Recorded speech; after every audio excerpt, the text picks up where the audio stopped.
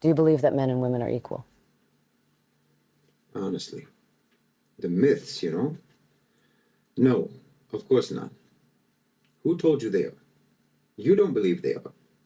If it's something that you have to constantly ask about, constantly struggle to achieve and enforce, then it isn't a natural state, is it? If it was an obvious accepted fact, then it goes without saying, no argument is necessary. No one ever says, do you believe that men and women both have arms and legs? No one ever says, do you believe that both men and women breathe oxygen? But you ask, are they equal? Or do I think that they're equal? Do I believe that they're equal?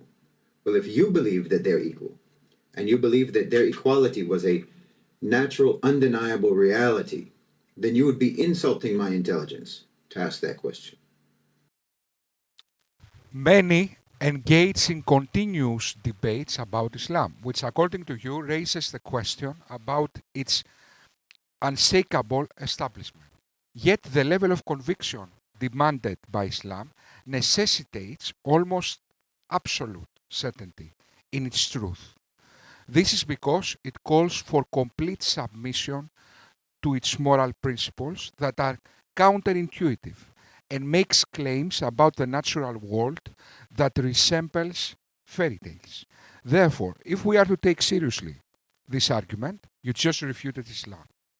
Just as you would be insulting my intelligence if you ask me, Shahid, do you believe that both men and women have arms and legs and breathe air? But you're not actually asking me if men and women are equal. You're asking if I believe that they're equal, which means that you're asking me if I believe in your concept of equality. Well, I don't. It's an incoherent concept. Of course I don't believe that. Men and women are not equal. Men and men are not equal. Women and women are not equal. Individuals are not equal. How can collections of individuals be equal with collections of other individuals? That's illogical. It doesn't make any sense. So, Islam, who group people according to gender, sexuality, and religious affiliations, engaging in identity politics, and doesn't judge people according to the content of their character, is in error then. Why in Islam every woman needs to obey her husband and without exception engage in gender roles disregarding individuality when you just proclaimed that is stupid and unfair. So you said two sentences essentially, and you refuted Islam 2 times already. And then, of course, you insult our intelligence when you strawman the Declaration of Human Rights. Let's read it, shall we? So you forgot the second part. All human beings are born free and equal, not in height, not in physical strength, not in intelligence, but in dignity and rights. So, in case anyone missed what just happened, this guy made a straw man to attack the West, misquoting the Declaration of Human Rights, pretending that it says everyone is equal in height instead of their rights against the law and their human rights. And by doing that, he refuted Islam 2 times. All that in 1 minute. Are you equal with your boss? If so, then why is he or she your boss instead of you? I'm not equal to another man who's stronger than me, who's smarter than me. I'm not equal to him in strength, and I'm not equal to him in intelligence. I'm not equal to a man who's richer than me in wealth. I'm not equal to a man who has a higher status in society than me. There are things that I can't understand no matter how hard I try, and there's other people who can understand those same things effortlessly. There may be things that I cannot understand, and a woman is able to understand it instantly. Shahid Bolsen just stated the obvious. There are individual women more capable than individual men, thinking he argues against the West. Yet no Westerner ever denied people have different physical trades. The argument is people should be equal in dignity and rights, yet by proclaiming the value of individuality. And many women are more capable than their husbands. He admits Allah is in error in the following Quranic verse. Husbands are the protectors and maintainers of their wives, because Allah has given the one more strength than the other, and because they support them from their means. Therefore, righteous women are devoutly obedient and guard in their husband's absence what Allah would have them guard. As to those women on whose part ye fear disloyalty and ill conduct, admonish them first, next refuse to share their beds, and lastly spank them lightly. But if they return to obedience, seek not against them means of annoyance. For Allah is Most High, great above you all. So, if I didn't know this verse, I would have heard this liar, point blank liar, and I would have thought, it's not that terrible. But, of course, that's not the real verse. Let's see the real verse. Men are the protectors and maintainers of women, because Allah has made one of them excel over the other. It doesn't say in strength, this is what you added. And because they spend out of their possessions to support them.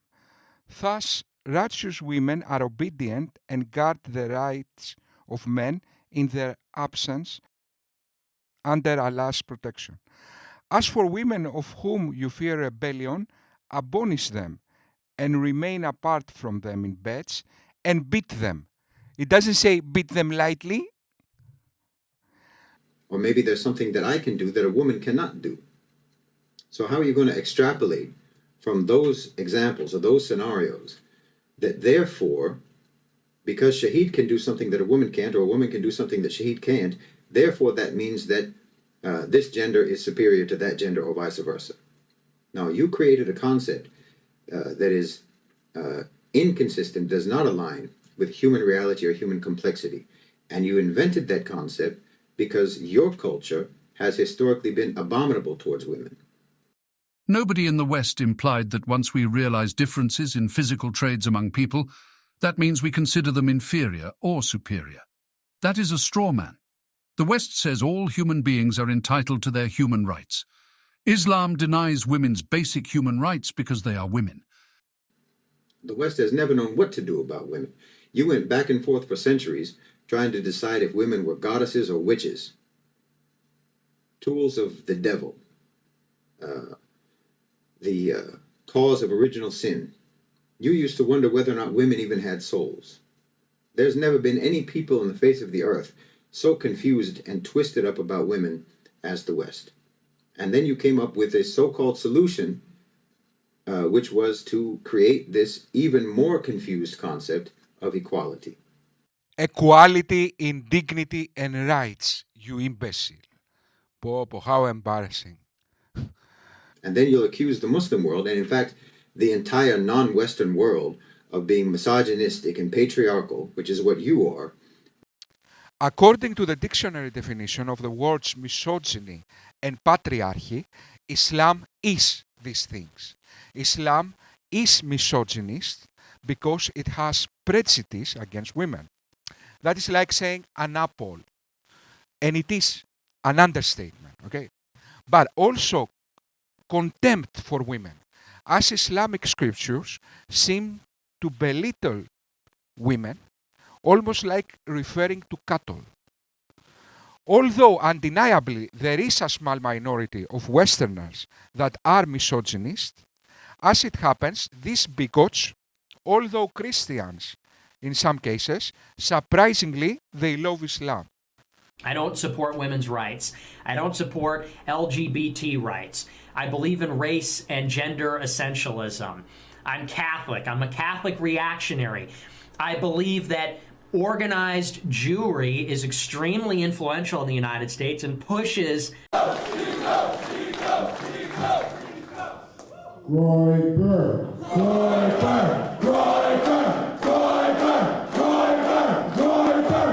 If you are not misogynist, you molecular biologist scientist, how come all the misogynists of this world love your religion? How come?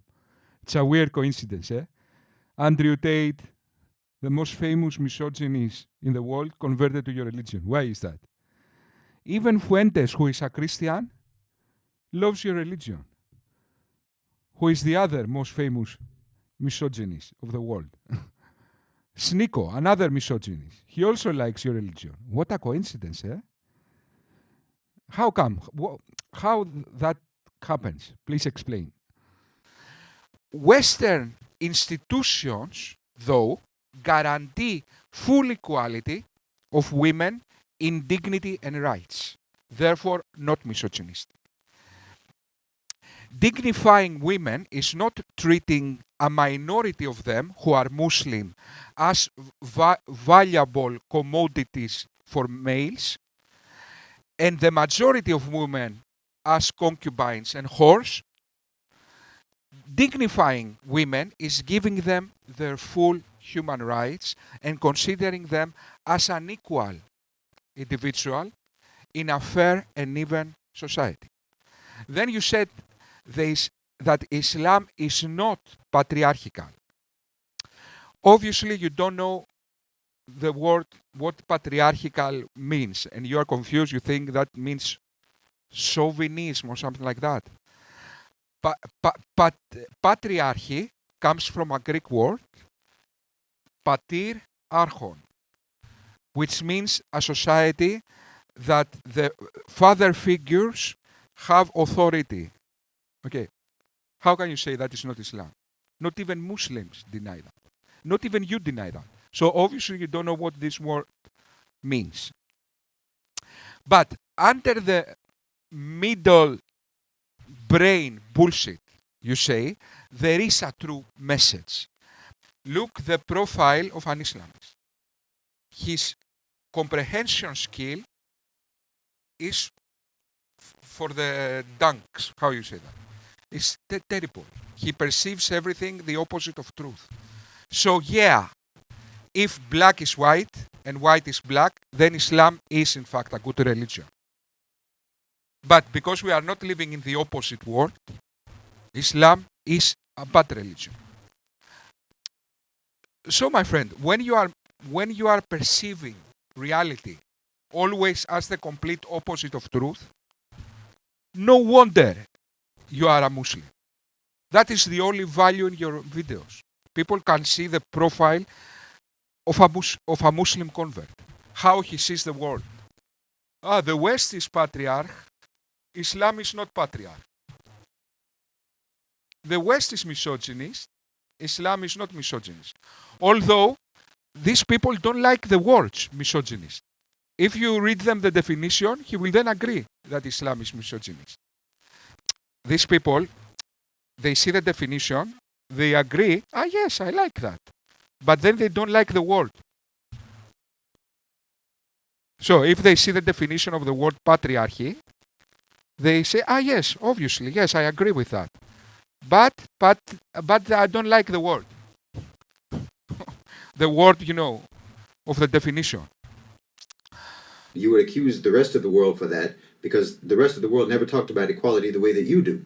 But the reason we didn't talk about equality was because we were never as confused as you are and have always historically been about being humans.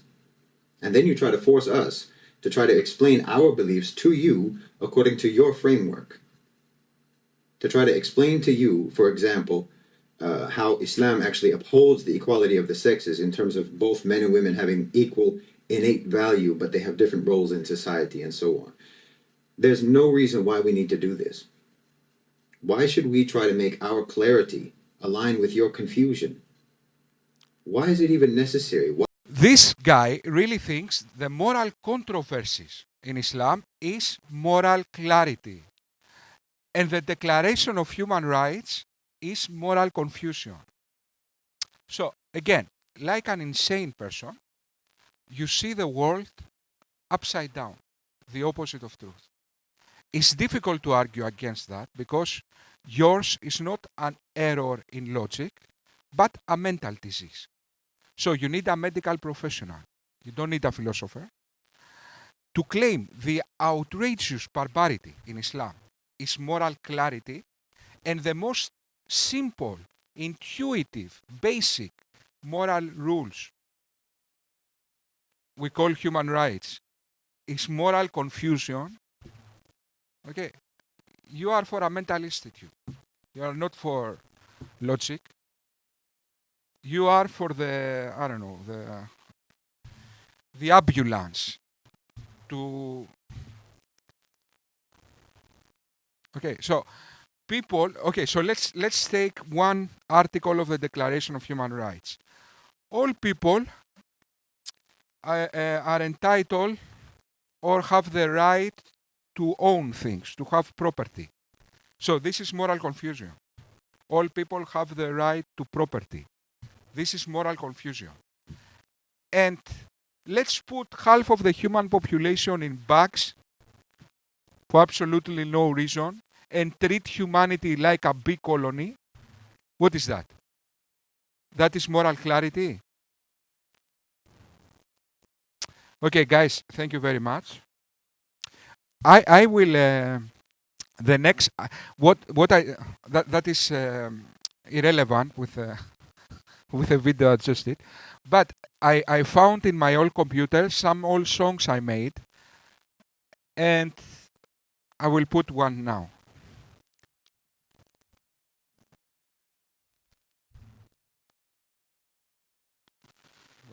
Where it is?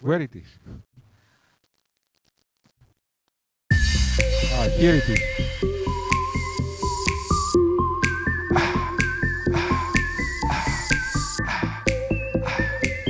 I don't know what's the name of the song, but I like it.